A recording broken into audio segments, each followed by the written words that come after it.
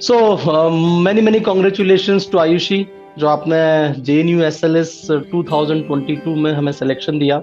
सबसे पहले आप अपने बारे में बताएं कि आपका रिएक्शन क्या था जब आपको पता लगा कि अपना CUET में इतना अच्छा स्कोर है और CUET के स्कोर के बेसिस पे आपको JNU SLS में फाइनल सिलेक्शन की जब आपको खबर मिली, तो व्हाट वाज योर रिएक्शन? और आप अपने बारे में बताएं please. Thank you so much, sir, for inviting me here. Uh, First of all, I'll tell about CUET PG. When the results are declared, मतलब रिजल्ट ठीक था, मतलब 228 स्कोर था, तो अच्छा लगा। पर तब नहीं पता था कि किस यूनिवर्सिटी में एडमिशन होना है। बट जब फर्स्ट लिस्ट आई JNU की, मैंने लॉग इन करके अपना रिजल्ट देखा, तो पहली बार तो बहुत अच्छा लगा JNU SLS। और मुझे हमेशा से लाइफ साइंस सब्जेक्ट से ही करना था, क्योंकि मेरा थोड़ा एकेडमिक इंटरेस्ट ज़्यादा है इन कंपैरिजन टू रिसर्च। तो मैं बायोटेक्नोलॉजी मतलब कम ऑप्ट करना चाह रही थी, और JNU SLS मिला तो अच्छा भी लगा। फिर आगे CSIR नेट है, तो लाइफ साइंस अच्छा सब्जेक्ट होगा। I am from my self Ayushi, and I am from basically I belong from Amethi but lives in Sultanpur. I have completed my class 10th and 12th from Sultanpur itself, and done my graduation from University of Lucknow. University of Lucknow के आपने अपना preparation कब से शुरू किया था आयुषी? अगर जैसे मैं आपसे कहूं कि आपने फुल फ्लेजेड, जो जैसे हम कहते हैं जोश में लगकर प्रिपरेशन की, हाँ अब तो अपने को एग्जाम निकालना ही है, क्योंकि आपका ग्रेजुएशन भी इसी साल पूरा हुआ होगा, तो जोश में लग के आपने अपना प्रिपरेशन कब पूरा शुरू किया था? सर 1st of April से। 1st of अप्रैल से? वाओ! तो अप्रैल मई जून जुलाई इतने से महीनों में आपने ये कर दिखाया। Yes sir. That's the most beautiful thing. ये एक्चुअली एक इंस्पिरेशन होती है कि जब बच्चे सोचते हैं कि नहीं हमारे पास तो टाइम नहीं है, हमें तो अभी तो बहुत कम समय, हम तो पूरा एक साल ड्रॉप लेंगे, तो एक बहुत इंटेलिजेंट डिसीजन था आपका इस तरीके का कि आपने अपना एक साल भी बचाया और दूसरे लोगों के लिए एक माइलस्टोन और एक जैसे हम कहेंगे मिसाल कायम कर दी कि भाई ये किया जा सकता है 3 से 4 महीने में, अगर आप एक शिद्दत से काम करना चाह रहे हैं तो। मैं आपसे वो चीज पूछना चाहूंगा कि आपको किस किस तरीके की प्रॉब्लम्स हुई थी, क्योंकि आप ऑलरेडी ऑब्वियसली सेशन काफी सारा निकल चुका था।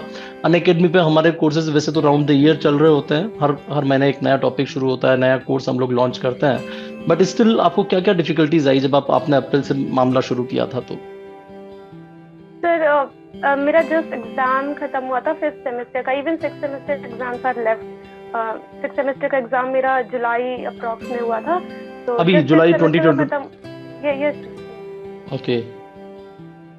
जस्ट मेरा मार्च में 5th सेमेस्टर खत्म हुआ था, प्रैक्टिकल्स एंड ऑल दैट। तब 23 अप्रैल को गेट-बी का एग्जामिनेशन था, तो मैंने सोचा कि अभी मतलब गेट-बी तो नहीं हो पाएगा, पर CUET के लिए कर सकते हैं। तो मैंने तब से प्रिपरेशन स्टार्ट की थी, और गेट-बी एग्जाम मैंने 4 या 5 यूनिट करके दी थी। ओके, तो गेट-बी में भी आपका क्या स्कोर रहा था? सर 177 रैंक थी मेरी, वही सिर्फ 4 यूनिट की थी मैंने। बट स्टिल दैट्स ब्यूटीफुल, बहुत अच्छा था, शानदार था। अगर 4 यूनिट करके भी आपने इतना सब कुछ कर लिया तो ये बहुत शानदार था।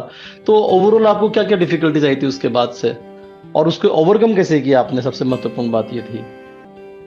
सर सबसे बड़ी डिफिकल्टी तो यही थी कि कॉलेज एग्जाम के साथ अपनी प्रिपरेशन को भी कंटिन्यू रखना, क्योंकि सिलेबस डिफरेंट था। मैं जूलॉजी और बॉटनी की स्टूडेंट हूँ, और वो बेसिकली कोर जूलॉजी और बॉटनी भी पढ़ना था, और काफ़ी सिलेबस तो सेम था। जैसे for example RDT and molecular biology in my final year, तो वो हो गया था उसके साथ ही। और गेट-बी से पहले मैंने वो 4 यूनिट की थी, और थोड़ा प्रॉब्लम हो रहा था वही practicals examination.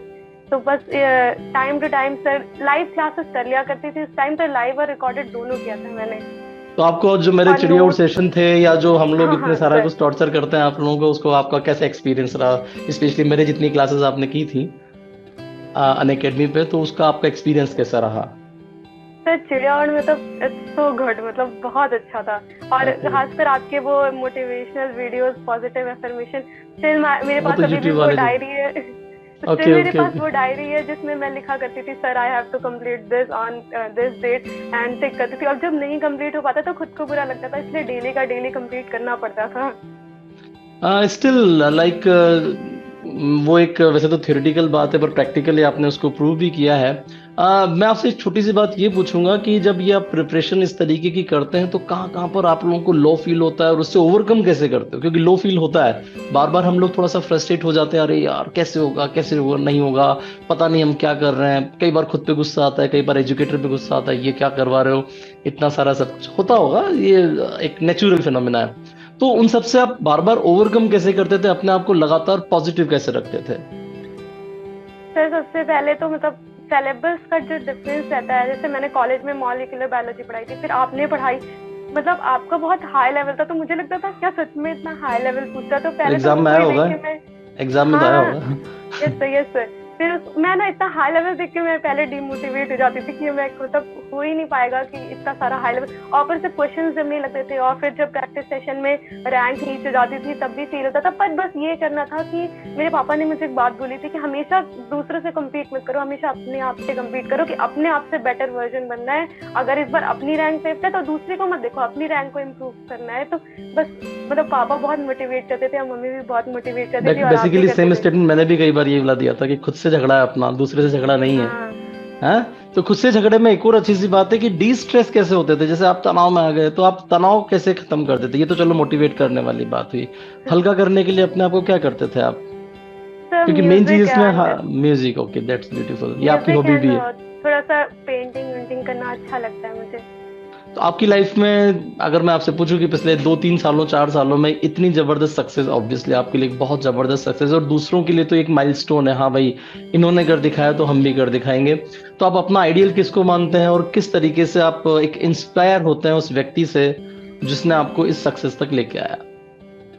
Sir papa mummy तो मतलब इंस्पिरेशन है ही, पर मतलब अपार्ट फ्रॉम देम मेरे कॉलेज के प्रोफेसर हैं, मतलब बहुत अच्छा पढ़ाते हैं वो। और फर्स्ट ऑफ ऑल तो आप इंस्पिरेशन है, अरे क्योंकि भाई, लाइफ साइंस से पढ़ना और आप JNU से पढ़े हुए हैं, तो इससे ज्यादा बड़ी इंस्पिरेशन क्या ही होगी। ओके ओके ओके, चलिए, thank you very much, thank you very much. Main चीज ये, आपका फ्यूचर प्लान क्या है? जैसे आप लोग, अब आप एक, अब मैं आपको फिर यस बताऊं, सर। अभी आप एक बड़े पायदान पे पहुंच गए हैं जहां से आपको एक लंबी छलांग लगानी है। ऐसा नहीं है कि अभी पूरी की पूरी वॉर खत्म होगी, एक सिंपल सा बैटल है, छोटा छोटा छोटा सा युद्ध है जो आपने जीत लिया। अभी एक बहुत बड़ी ऊंची लड़ाई लड़नी है। तो अगली जो लड़ाई है वो आपका फाइनल करियर बनना है। तो फाइनल करियर अपने आप को आप किस तरीके का देखते हैं, क्या फ्यूचर प्लान है आपके?